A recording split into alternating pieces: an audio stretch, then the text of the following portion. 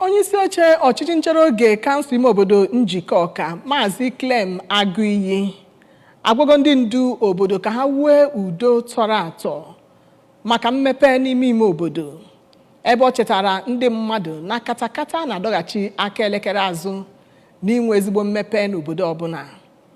Joseph Egbeọcha, onye nta akụkọ anyị, ji akụkọ a n'uju.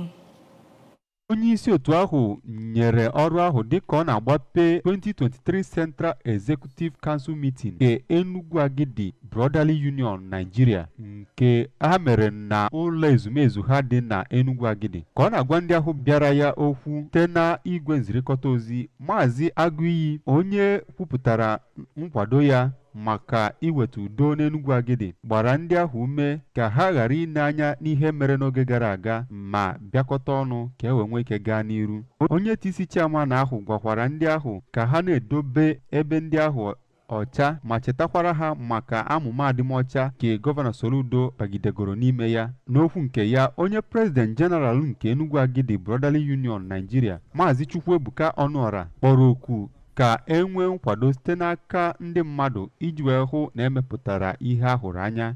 O kenere Gọvanọ Chukwuma Soludo maka ezi ndu ya. Onye former President General nke ya bụ obodo, Injinia Samuel Orebunam, kwuru na ọgbakọ nke izizi nke ndị CEC mere n'okpuru ọchị Maazị Ọnụọra bụ nke na-enye ha ohere iji wee nweta nkwado nyegara ndị Enugwu-Agidi ma kpọzie ndị ọzọ ka ha gbaa mbọ sonye na ya.